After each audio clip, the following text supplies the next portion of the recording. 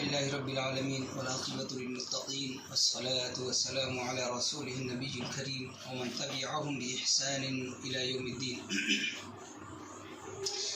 मुहतरम सामईन व सामियात, आज की क़यामुल लैल में 16वें पारे की तिलावत की गई है, जिसमें ज़्यादातर हिस्सा सूरतुल कहफ़ का है। इस सूरत के अंदर अल्लाह रब्बुल आलमीन ने कुछ ख़ास बातों का तज़किरा किया है। उनमें से एक ख़ास अल्लाह के बंदे हज़रत ख़िज़र अलैहिस्सलाम का ज़िक्र है। हज़रत मूसा अलैहिस्सलाम और हज़रत ख़िज़र अलैहिस्सलाम दोनों मिलते हैं अल्लाह के हुक्म से। यहाँ एक बात काबिल गौर है, और ये हर उस शख्स को जो इल्म हासिल करना चाहता है, इस बात को अपने जहन में रखना चाहिए।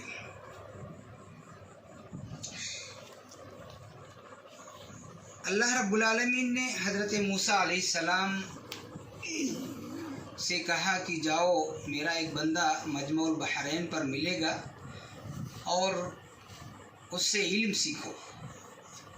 हज़रत मूसा अलैहिस्सलाम चल पड़े इल्म सीखने के लिए। इल्म आज जिसको मुसलमान इग्नोर करके बैठा है, इल्म के बारे में सोचता भी नहीं है।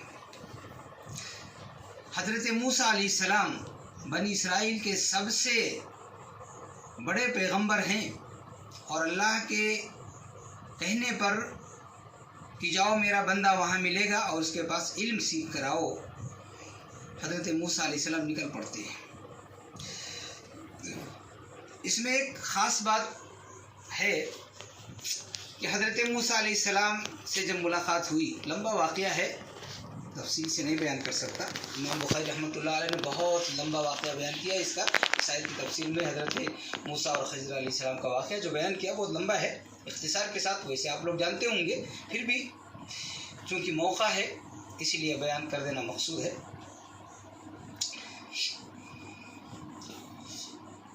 हज़रत मूसा अलैहिस्सलाम ने जाकर सलाम किया, सलाम का जवाब दिया हज़रत ख़िज़र अलैहिस्सलाम ने। पूछा कौन? तो बोले मूसा।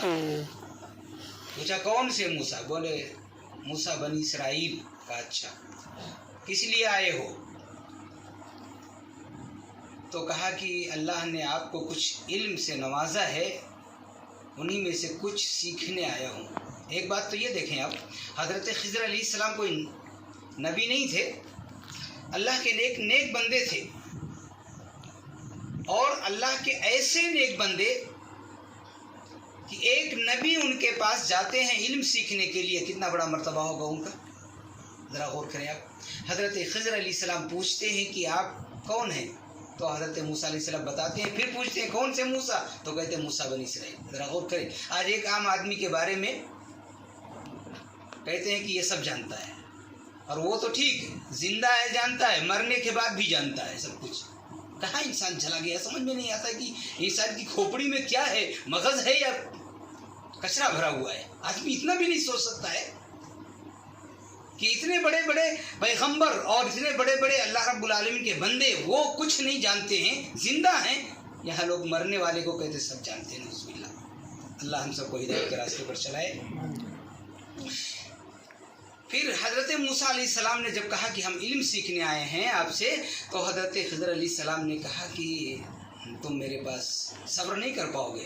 लन तस्ततिया मइय सब्रा, सब्र नहीं कर पाओगे, इसलिए कि तुम्हारा इल्म कुछ और है, हमारा इल्म कुछ और है।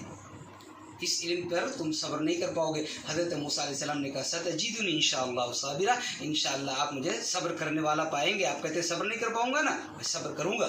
हालांकि हज़रत मूसा अलैहिस्सलाम बड़े जलाली पैगंबर थे, जलाली पैगंबर, पहलवान थे, ये जलाल में आ जाया करते थे, लेकिन कहा कि मैं सब्र करूँगा। ठीक है। हज़रत मूसा और ख़िज़र अलैहिस्सलाम चले, नदी पार करना था, दूसरे गांव में जाना था, कश्ती में बैठ गए। कश्ती में बैठे, कश्ती बीच नदी में पहुंची। हज़रत खिज़र अलैहिस्सलाम ने उसके लकड़ों को, तख्तों को उखाड़ना शुरू कर दिया।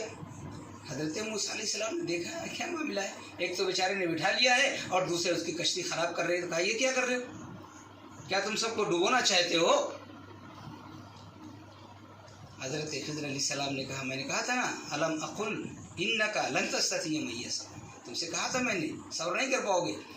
हज़रत मूसा अलैहिस्सलाम ने ला तुआखिज़नी बिमा नसीतु, माफ़ मत, छोड़ दीजिए, अब मैं नहीं करूँगा।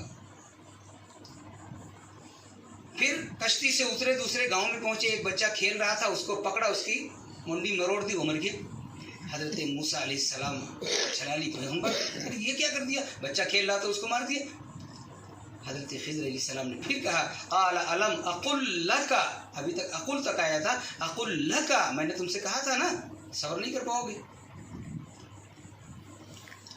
हज़रत मूसा अलैहिस्सलाम ने कहा कि अगर इसके बाद मैं सवाल कर लूँ तो फिर मुझे निकाल देना, हटा देना अपने पास से।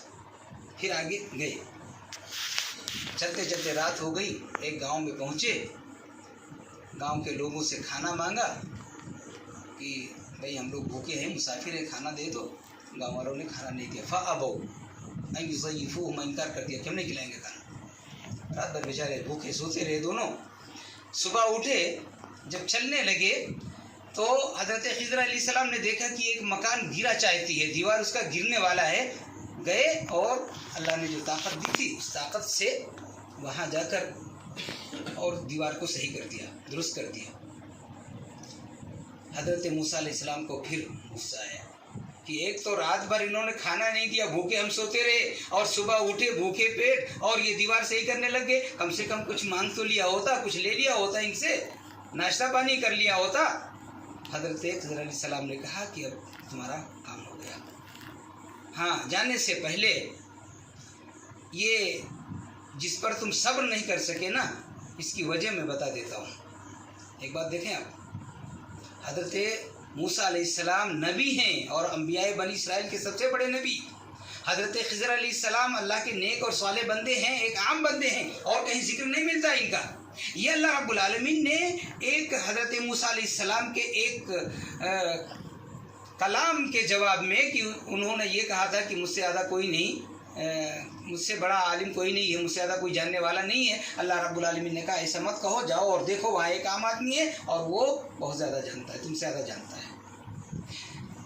नबी अकरम सल्लल्लाहु ताला अलैहि वसल्लम ने सहाबे किराम के सामने जब ये वाक़या आया तो आपने कहा कि अल्लाह हज़रत मूसा अलैहिस्सलाम पर रहम करे, अगर उन्होंने सब्र किया होता तो और बहुत सारी बातें हमें सीखने को मिलती। ज़रा गौर करें, हज़रत खिज़र अलैहिस्सलाम के पास जाकर हज़रत मूसा अलैहिस्सलाम ने अगर सब्र किया होता तो और बहुत सारी बातें हमें सीखने को मिलती। कौन कहता है? इमामुल अंबिया हज़रत मुहम्मद रसूलुल्लाह सल्लल्लाहु अलैहि वसल्लम।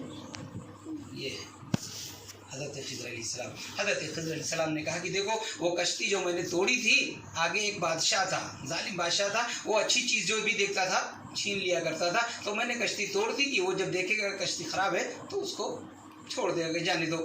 उस बच्चे को जिसको हमने मार दिया, उसके माँ बाप बहुत नेक थे और मुमकिन था कि यह बच्चा बड़ा होकर नाफरमानी करता और उनके कुफ्र का बाइस बनता, इसलिए अल्लाह के हुक्म से मैंने उसकी मैंने खुद नहीं किया, वो खुद नहीं करते थे, अल्लाह के हुक्म से ही होता था।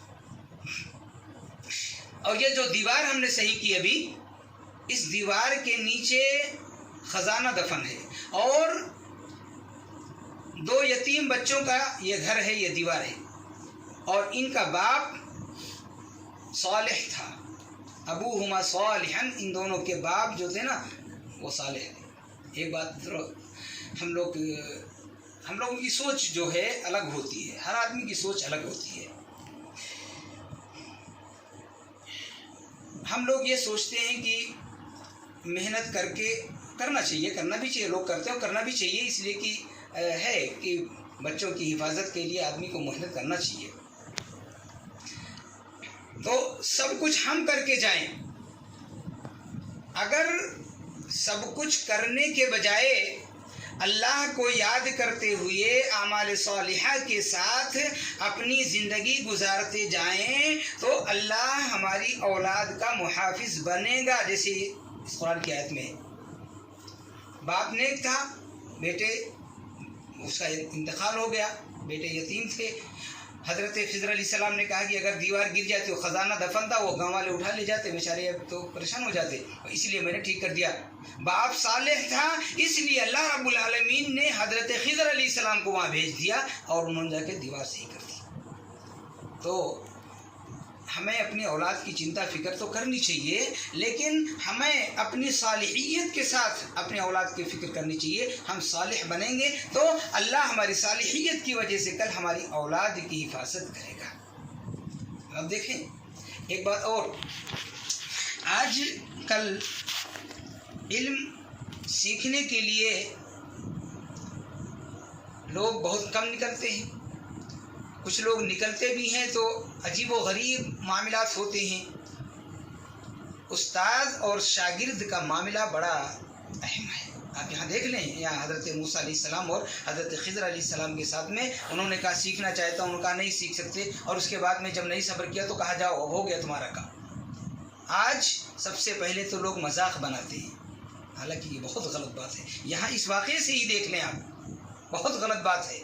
अब लोग कहते हैं कि मॉडर्न कल्चर है। मॉडर्न कल्चर का मतलब ये नहीं होता है कि जो मर्ज़ी आए अपने उस्ताद या अपने मुअल्लिम या अपने सिखाने वाले को मजाक का निशाना बनाओ। ये ऐसा नहीं है। जैसे कि आप देखें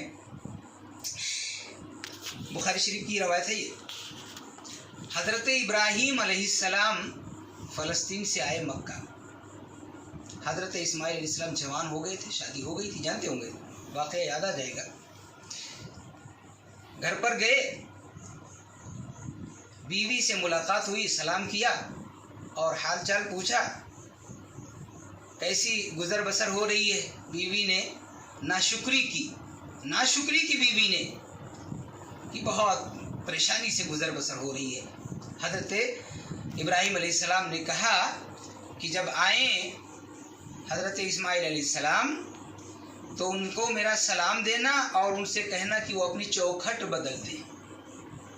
देखें, हज़रत इस्माइल अलैहिस्सलाम आए और वाक़या सुनाया तो वो उन्होंने कहा कि वो मेरे बाप थे, हज़रत इब्राहीम अलैहिस्सलाम थे। आज देखो मामला कैसा है, बाप ने नाशुक्री बीवी को अलग करने का हुक्म दिया, कहकर चले गए कि चौखट बदल देना। आज वही चौखट माँ और बाप को घर से बाहर निकाल देती है और बेटा देखता रह जाता है। देखिए मामला ऐसा है, बहुत सारी जगहों पर होता है ऐसा। वही चौखट, जिस चौखट को बदलने के लिए हज़रत इब्राहीम अलैहिस्सलाम ने कहा था, वही चौखट माँ बाप को घर से बाहर निकाल देती है और बेटा खड़ा देखता रह जाता है। ये अब इसको मॉडर्न कल्चर कहें आप, अब मॉडर्न कल्चर कह के और उसको सही साबित करें तो ऐसा नहीं हो सकता। ये सही नहीं है, ये गलत है। तो अपने उस्ताद का मजाक बहुत सारी जगहों पर आप देखें आजकल बड़ा अजीब मामला है। अरबी स्कूलों की बात कर रहा हूँ मैं, इंग्लिश कॉलेजों की बात नहीं करता।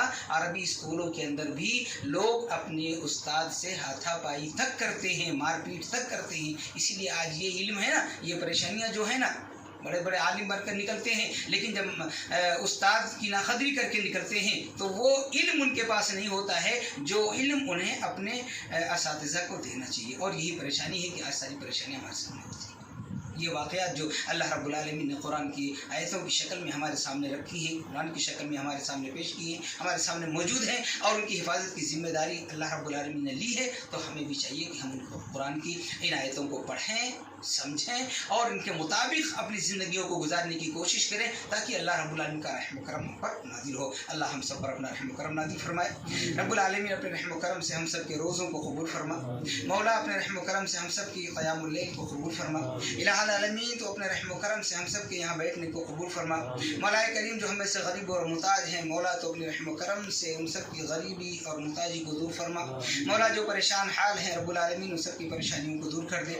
इलाहुल आलमीन जो बीमार हैं मौलाए करीम तो अपने रहम करम से उन सब को शिफाए कामिला व आजिला नसीब फरमा। रब्बुल आलमीन जो मक़रूज़ हैं मौलाए करीम तो अपने रहम करम से उन सब को कर्ज़ की अदायगी की तौफ़ीक़ अता फरमा। रब्बुल आलमीन हम सब के दिलों में अपनी और अपने रसूल की मोहब्बत को पैदा कर। मौला मौला हम सब के दिलों में कुरान और हदीस की मोहब्बत को पैदा कर। रब्बुल आलमीन हम सब के दिलों में इस्लाम और मुसलमानों के लिए मोहब्बत पैदा कर। रब्बुल आलमीन अपने रहम करम से हम सब के दिलों से बुग़्ज़, हसद, कीना, कपट जैसी बुराइयों को दूर कर दे। अल्लाह हम सबको एक कर दे। मौला हम सबको नेक कर दे। रब्बुल आलमीन हम सबको मिलजुल कर प्यार और मोहब्बत के साथ रहने वाला बना दे।